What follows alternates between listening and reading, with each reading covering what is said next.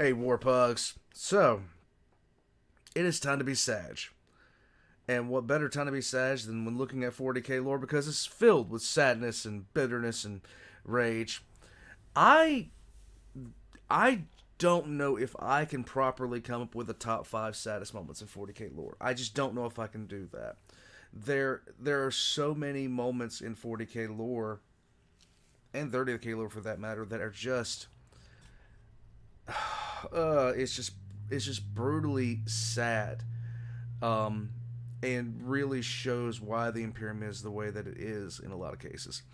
I don't know if he's looking at personal cases or planetary cases, as far as, you know, what happened X where to people, but to come up with a list of this on my own, I'd have to have some really, really strict requirements. I would have to have absolutely strict requirements.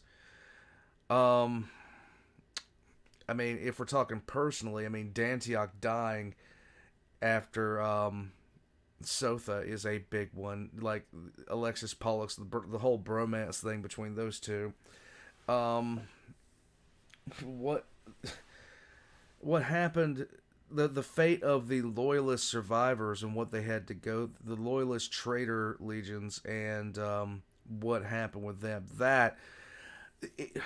I still remember reading that book and just feeling my heart sink, knowing that Isstvan 3 was about to happen. And then, of course, knowing Isstvan 5 was about to happen.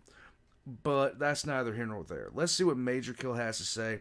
Chances are, one of the things about me watching Majorkill is I'm watching somebody I completely agree with on most things. I mean, it is what it is. Let's get into it. Let's have some fun. Let's watch. G'day guys and gal, I'm not afraid to admit that I've shed some manly tears while reading Warhammer 40k books. You wouldn't think that stories about 7-foot tall superhumans kablamming a bunch of aliens would be able to do that, but here we are. Yeah. Calling 40k a grimdark setting and then just leaving it at that does a massive disservice to it. It has everything: love, humor, action, and yes, some seriously sad moments that make you go, damn, that's real sad. Before we get started, life is good, but it can be better. Cheers to today's sponsor, Geology. The best way to quickly improve your life is to grab at the low-hanging fruit. The easier wins than employing a Why did he make that hand gesture? skincare routine. This does sound a bit goofy, especially coming from a male Warhammer nerd, but your dry, oily, pimpy, blotchy skin is actually pretty easy to treat with some basic care. Geology then makes things even easier by getting us to fill out a quick survey and bam! A custom skincare routine gets delivered to your door with easy to follow instructions. I've been using There you go. Geology for over a year now, and it works a treat. My skin is much less oily, and the dark circles under my eyes have been reduced to a point where I don't even get insecure about them anymore. Geology isn't just skincare. They also have a range of really nice smelling deodorants, washes, shampoos, and more. Everything you need to change the Warhammer fan hygiene stereotype. So you get a massive 70% off your That will never change, my friend. skincare package, as well as 50% off an additional product of your choosing, then use my link and code Majorkill70 below. Honestly, the best physical discount on a product you'll pretty much ever get. Cheers to Geology for sponsoring this video. Today we'll go over 5 of the saddest moments in Warhammer 40k lore, detailing the moment and why it was so tragic. Let's get into it. The Isstvan Dropsite atrocity, that being the traitors' first open move of rebellion against the Emperor via them virus bombing the loyalist elements within their legions, was pretty fucked up by itself. Loyal sons getting genocided without explanation. Yeah. Sucks megaballs. However, there was one moment during the initial atrocity that still moistens my eyes. As the loyal Death Guard were running to the bunkers, Captain Temida was ushering his men inside as the virus bombs began to burst overhead. He was accompanied by the dreadnought Huron Fel, Oh, this part. who was demanding he enter the bunker as well. Temida did not want to leave the dreadnought outside to die by himself, but Huron said, I'm a fucking dreadnought, mate. The virus can't get in me. However, it was too late. Temeta had waited too long as he wanted to be the last to get into the bunker, and he was so shocked by what was happening. The virus began to take him as he fell to his knees. Huron picked him up and cradled his captain. It was then that Temeta realized that Huron had lied. The dreadnought's armor had been breached in battle. The virus was within him as well. Huron had lied in the hopes that Temeta would reach the bunker, as he knew his captain would rather die with him than get to safety. The two battle brothers argued for a moment, calling each other liars and fools, not in like a angry, salty way, but in a devastated way. They loved each other like only brothers could, and now their bodies were melting around them. However, Huron rejected this fate. They would not die by the virus bomb. He told Temeta, We'll go together then, shall we? Carrying his captain, Huron ran away from the bunker and began overloading his reactor,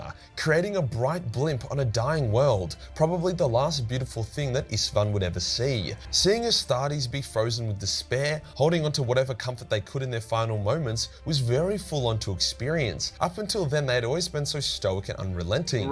Death was a part of their job and they gladly embraced it. But not here. They were powerless and alone, and that is really fucking sad. Demonic possession is pretty horrific.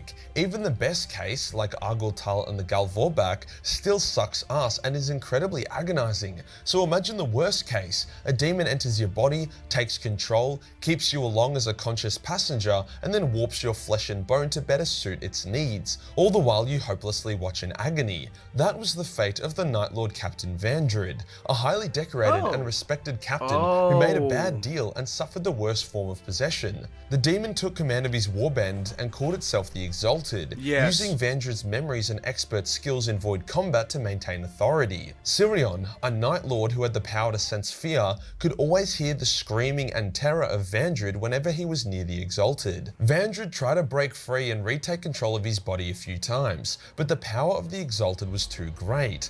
When the Exalted and his ship was in massive danger, the Exalted panicked and began searching Vandred's memories to try and give him some kind of maneuver or strategy to save him. Instead, Vandred took this as an opportunity to launch his own attack, reclaiming control of his body for the first time in years. He voxed Talos and the other Night Lords who had escaped the ship, telling them that he intended on doing a fucking hectic suicidal maneuver that would kill him but take out a shitload of enemy ships, giving his warband time to escape. Talos told him that they would remember him, with Vandred replying, "I really hope you don't." As Vandred inputted his final course corrections into his ship, ensuring it would stay on its path, he tells the demon within him, "I hope this hurts, you bastard," as he allowed the demon to retake control at the last second. The demon dies screaming as the ship is annihilated, finally giving Vandred peace. This one is more of an emotional, bittersweet moment. The Exalted had been such a dick for ages, but there was still a small sliver of Vandred within him that would manifest sometimes. Vandred was a very noble man, so it was very sad to see him fall so low, but also nice that he was able to control his own fate and his own final destiny, getting revenge against the monster that had imprisoned him with his own body for years. The Siege of Hell's Reach was an epic tale of fighting against all odds. You could fill a top 5 off this one alone. Last stands, and yeah, it was really fucking sad. During the siege, there was a guardsman called Andre, who despite the horrors of the siege, was in good humor. Andre is my boy. Andre is my boy. I already know what he's going to talk about. He's going to talk about Andre and his mother's wedding ring, how he gave it. He's either going to talk about how he gave it to a sister of battle to hold on to, a sister of battle that did not make it, because he wanted to get married to another guardsman who he had been around for quite some time, and she didn't make it. And it's the only time you ever see Andre hurt over something. Even when everything is going to hell around him, he was always really chipper and had a high attitude. I know that's what this is humors about. And spirits. He had a crush on a fellow guardsman, but obviously it wasn't the time to go on a date. During the siege, he ended up losing contact with her in the mayhem. By the end of the siege, there was literally only a small handful of survivors, those who had fought in the chapel as it collapsed. Grimaldus was one, Andre another. As they are at the post-siege ceremony, honoring the dead, the two warriors encounter each other, and Andre cracks more jokes. Grimaldus admires admires the man and he wants to make jokes as well, but he's just too goddamn autistic. So instead he says, your friend, your love, did you find her? Andre's smile turns fake and his eyes turn glassy. After a moment's hesitation, he says, yes, I did find her. With just a few words, your heart breaks. Seeing a man who can crack jokes no matter what happens, no matter how many orcs he fights or kills, no matter how many mates he loses, he can keep smiling. But to see that man break on the inside just fucking hurts. Yeah. After all he had done to save Grimaldus, do his duty and survive, he just couldn't get that happy ending, and that is sad. Back to the Night Lords, those tragic fucks. It is sad. Uzas is a Night Lord who was looked down upon by his brothers. I got a feeling he's read the Night Lords omnibus way too many times, because Uzas is another tale of real misery. Due to the fact that he was in the process of falling to Khorne. As such, his brothers always gave him shit, with Talos even smacking the shit out of him on occasion when Uzas got too corny during pre-battle preparation. Whenever a Night Lord was to go down into the lower decks and massacre some servants and slaves, Uzas was always blamed. Uzas couldn't defend himself as he couldn't remember if he actually did it or not, assuming he did because Khorne likes that kind of shit. This caused a lot of issues for Uzas. He was forced to paint his gauntlets red, a sign of shame. His brothers kept him at arm's length, and most tragically of all, Talos ended up killing Uzas. Here's the sad twist. Uzas was not responsible for those massacres and murders. He didn't go down to the slave compartment to hunt innocent crew members. Whenever the influence of Khorne was overwhelming, he would go to the barracks, sit in a corner and whisper Khorne stuff to himself and then calm down. What actually was happening was that Sirion, one of Talos's best friends, had an addiction to fear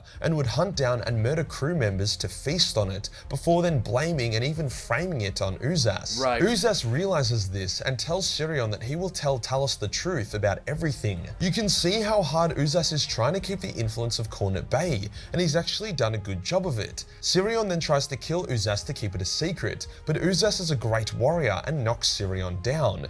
He then enters a berserk rage because, you know, fair enough. But before Uzas can kill Sirion, Talos runs over and stabs Uzas. As Uzas lays dying, Talos tells him that he is the worst excuse for a Night Lord ever. Uzas dies, with Sirion even quietly apologizing to him, knowing that he was the real piece of shit and Uzas was just a big enough fool to be used as a scapegoat. Sometimes there is no bittersweet or happy ending. Uzas died with his brothers thinking he was a mindless murdering idiot, a failure, when in reality he was one of the most strong-willed, loyal and honest out of all of them.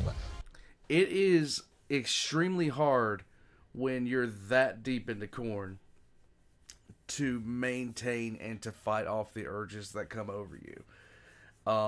You can look to the entire World Eaters Legion for examples of that. I mean, they just could not control themselves after a certain point. And Uzas was at that point, but he was still holding on. R.I.P. Uzas. Finally, we have a moment that actually fucking shook me to my core. When the heresy broke out, Mars entered a civil war between the loyal Martians and the fucked up corrupted ones. The war ended in an epic final battle where loyal knights, titans, Skitarii, and much more took on the hordes of these scrap code abominations. Every part of the final battle was both epic and sad. The loyal titans of the Legio Tempestus taking on the much larger Legio Mortis and still managing to put in a great shift. The final charge of House Tyrannus, as their knights plowed into enemy lines with their sole goal of killing the enemy commander. The final sacrifice of Coriel Zeth. The epicness of the entire battle made the foundations for how emotional it got. See, as each loyal tech priest had their forges overrun, they would overload their reactors, creating a small nuclear blast. Coriel Zeth was in charge of the Magma City, the most impressive city on Mars, and full of amazing technology that promised to ascend mankind into a new golden age. The Magma City was quite literally built like as a actual floating island on a lava pool. As she saw her fellow loyalist forgers go up in a mushroom cloud on the horizon, she would say farewell to them, an unusual sentiment for a priest of the Mechanicum. Even when an evil assassin impaled her, let us wait for the convoy of motorcycles to go by. Waiting. This story was actually very... oh, God. The build-up to this, the execution, everything in it was... I've often said that a lot of the books of the Horus Heresy are some of the best books that I've read from a not only entertainment standpoint, but from just an emotional impact standpoint. This is one of them. I had all but forgotten this one until he started talking about it, and yeah, it is the suck. She wasn't fucking done. She used her advanced knowledge of the new sphere, a light form wavelength that could be used to communicate, to lock up the assassin's joints before getting her servant, a person the assassin had previously lobotomized, to jump into a pool of lava holding the assassin. Fucking savage. As the last loyal titans fell and the charge of House Tyrannus ended, Coriel knew what she had to do. She had to release the magma and destroy everything. Yep. Her legacy, unrecoverable technology, her city. It was not allowed to fall into the hands of the traitors, yet she knew that this decision would permanently cripple mankind. But she did it anyway. The magma flowed forth, annihilating millions of traitor Skitarii and even taking out Legio Mortis' final titan, an Imperator. It also completely denied any edge to the enemy. If you were wondering why the Imperium was so fucking stagnant for 10,000 years after the heresy, it was because Coriel Zeth made the ultimate sacrifice to prevent a traitor victory. If the traitors got her tech, then the Imperium had no hope. It just shows how grimdark 40k is. If the heresy never happened or happened a few years later, mankind would be in a golden age. Zeth was so close to cracking the key, and it was all for nothing. You know, when a book about a bunch of half cyborgs with next to no emotion is able to make you cry, that shit has gotten very, very sad. If you enjoyed the video and you want to support the channel, then Patreon is the place to be. There's not only a boatload of Battle Mace 40 million hentai, but also a bunch of live action nude cosplays. Hit the subscribe button and hit the real subscribe button for more sad content. Join the Discord for more memes and I'll see you in the next one. Peace. Oh, that picture at the end really hurt my feelings. Oh, no. Okay, so. Other sad moments in 40k. Just. My favorite moments so far, well, one of them, is when Sanguinius was talking to the Emperor. The Emperor knew Sanguinius was hurt, knew that he was wounded, knew Sanguinius was most likely going to die anyway. He knew Sanguinius was on his way out anyway, with the wounds he'd already taken from Kabunda and Angron. And Sanguinius talked to him, and the Emperor sitting there looking at him, knowing that, you know, this is going to happen, and allows him to come to the Vengeful Spirit. And that's one. The second is, well, Sigismund, and Sigismund being Sigismund. But I think the most impactful one for me, as far as the Horus Heresy went, was when Karn was fighting Sigismund for the second time. And Karn saw how messed up Sigismund was in the head because of the heresy itself. And Karn, even as messed up on the Butcher's Nails as he was, said that he thought that Sigismund was more damaged than he was. That is a statement and a half. Guys, I'm going to head out from here. I hope you guys enjoyed. Tell me your saddest moment down below in the comment section. And, yeah, get some stuff from the promo link down below from Majorkill. And, yeah, stop being a neckbeard just like me. I'll catch you guys next time. Check the description down below for Majorkill's links, as well as my own. And, yeah. I'll see you guys next time. I'm sad now.